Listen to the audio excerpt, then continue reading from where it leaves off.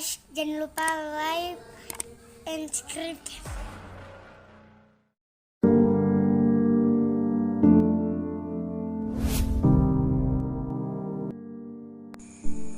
Membahas topik-topik menarik seputar Sulawesi Tenggara tidak lengkap rasanya jika kita tidak membahas tentang keragaman budayanya. Salah satu keragaman budaya tersebut dapat dilihat dari banyaknya suku yang menghuni provinsi ini. Suku-suku yang dimaksud diantaranya adalah suku Tolaki, suku Buton, suku Muna, suku Mornene, suku Bugis, dan beberapa suku yang lain. Khusus di video part 1 ini, saya akan berbagi informasi sekilas tentang bagaimana sih asal-usul dan keunikan 3 suku asli mayoritas asal Sulawesi Tenggara, yakni suku Tolaki, suku Muna, dan suku Buton. Untuk suku yang lain, mohon bersabar ya. Insya Allah nanti kita akan bahas di video part 2. Selamat menyaksikan.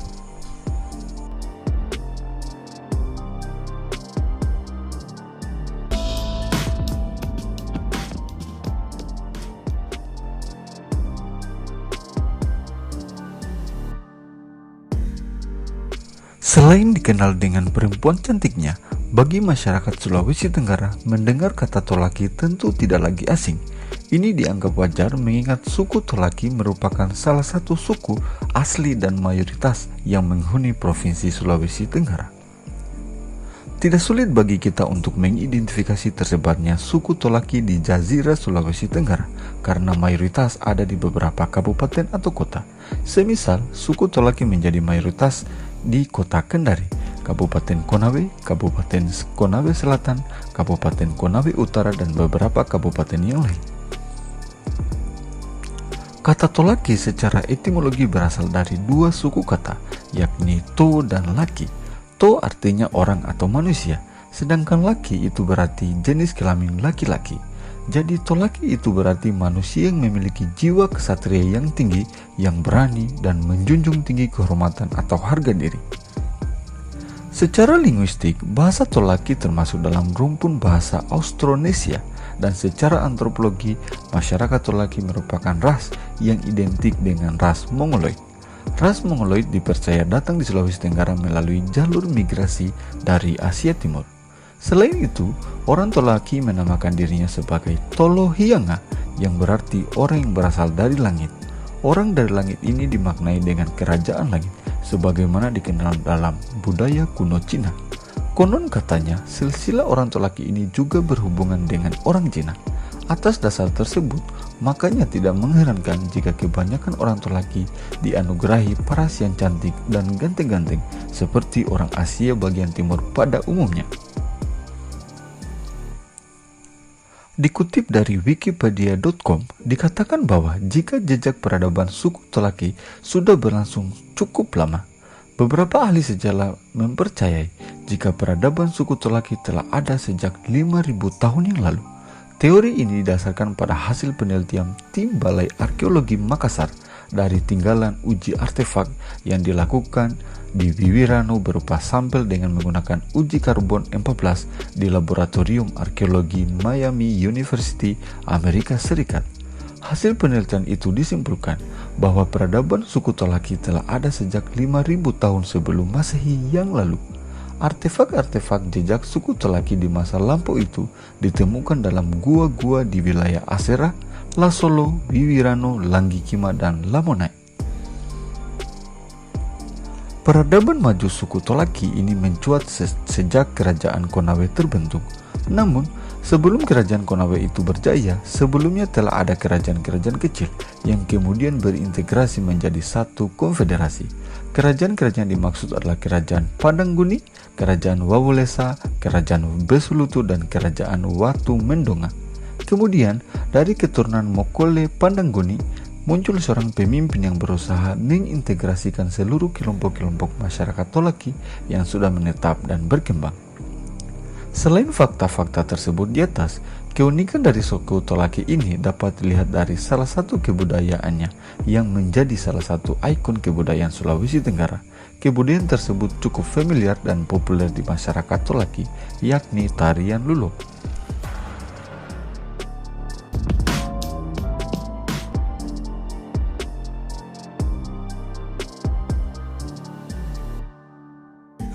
Selain suku Tolaki yang tersebar di daratan Konawe dan sekitarnya, suku Wolio atau suku Buton juga merupakan salah satu suku yang juga tidak asing dan mayoritas menghuni Provinsi Sulawesi Tenggara. Kebudayaan Buton adalah kebudayaan yang dipercaya sebagai kebudayaan terkaya dan tertua di Jazirah Sulawesi Tenggara. Hal demikian dapat dilihat dari banyaknya peninggalan budaya dari masa lampau yang masih utuh dan tetap terpelihara dengan baik dalam bentuk bangunan, adat istiadat, dalam perilaku masyarakat maupun bentuk karya seni. Menurut sejarah, peradaban Buton sudah dibahas sejak tahun 1365 dalam buku Negara Kertagama karya Mpu Prapanca yang saat itu Buton disebut dengan nama Buton Banggawi. Dikutip dari butonmax.co.id, penerjemahan kata Wolio ini memiliki 3 perspektif. Arti kata Wolio pada perspektif yang pertama, kata Wolio berasal dari kata kerja welia yang berarti menebas hutan atau semak.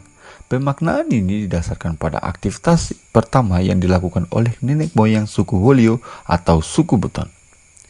Perspektif yang kedua, kata Wolio ini berasal dari kata waliullah yang berarti sebagai wali Allah.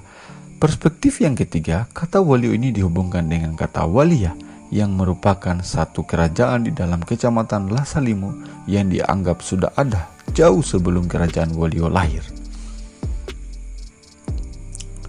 Wolio merupakan sentrum bagi kebudayaan Buton secara luas sebagai bekas pusat Kesultanan Buton yang memiliki arti simbolis yang sangat penting bagi masyarakat Buton dan sekitarnya.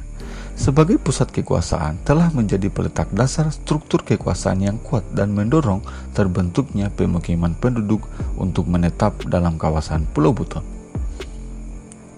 Dikutip dari wikipedia.com, diterangkan jika asal-usul suku Buton dapat tergambarkan jika telah mengungkap kedatangan si Panjonga dan kawan-kawannya, yang dikenal dengan sejarah Wolio dengan nama kesatuannya Mia Pata Mianan, yang artinya 4 orang. Keempat orang yang dimaksud adalah si Panjonga, si Malui, si Jawangkati, dan si Manajo. Keempat orang tersebut konon katanya berasal dari tanah Semenanjung Johor atau sekarang lebih dikenal dengan negara Malaysia, tepatnya di Pulau Lia, Melayu, yang diperkirakan tiba di Pulau Buton sekitar abad ke-13 atau sekiranya pada awal abad ke-14. Keunikan dari orang Buton ini bahwa mereka mampu berinteraksi dan beradaptasi dengan masyarakat lokal hingga membuat komunitas di daerah baru. Orang Buton juga dikenal memiliki karakter yang memiliki jiwa keperintisan, kerja keras, ulet, serta sikap rendah hati dalam proses sosial. Selain itu, keunikan dari masyarakat Buton dikenal sebagai pelaut yang ulung.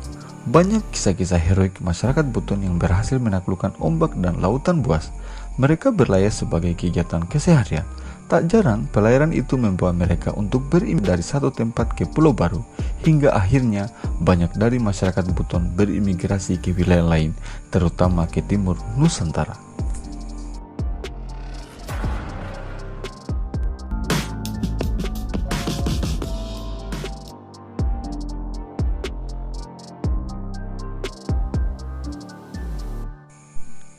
Selain kedua suku di atas, kita pasti sepakat tidak akan lengkap rasanya jika salah satu suku asli dan mayoritas lainnya yang menghuni wilayah Sulawesi Tenggara adalah suku Muna.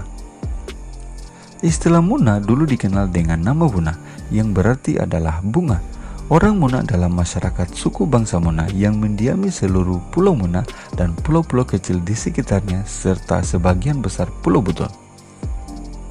Orang Muna mulai mendiami Pulau Muna sejak era Mesolitikum, yakni sekitar tahun 50.000 sebelum Masehi.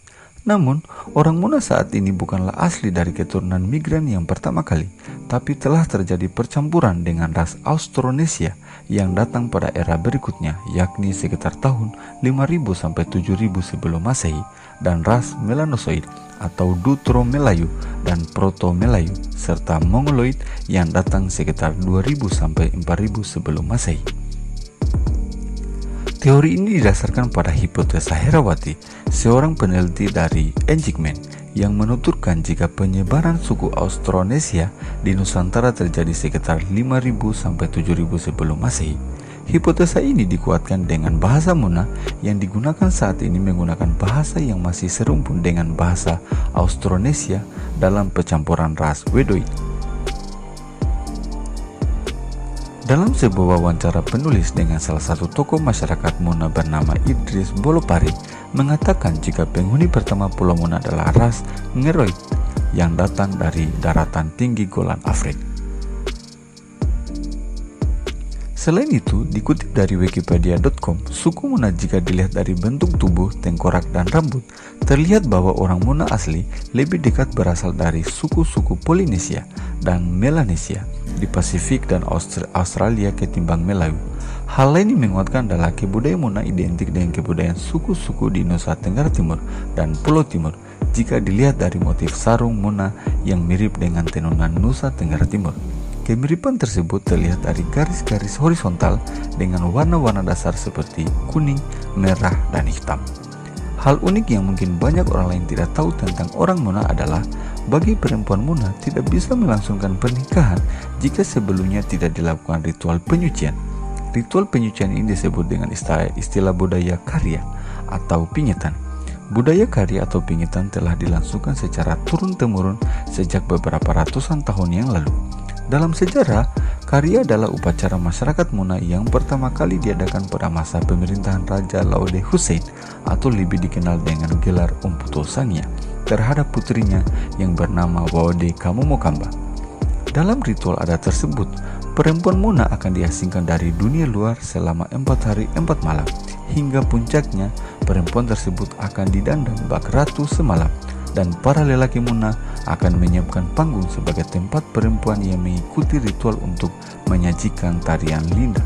Kebiasaan tersebut masih dipertahankan sejak dulu sampai sekarang. Jadi, jika kamu ingin melamar gadis Muna, cek dulu ya apakah dia sudah mengikuti ritual itu atau tidak. Karena kalau tidak, kamu tidak akan bisa menikah dengannya. Demikian informasi ini, semoga bermanfaat. Jangan lupa dukung terus channel ini dengan cara like, komen, dan subscribe agar kamu tidak ketinggalan video-video terbaru saya.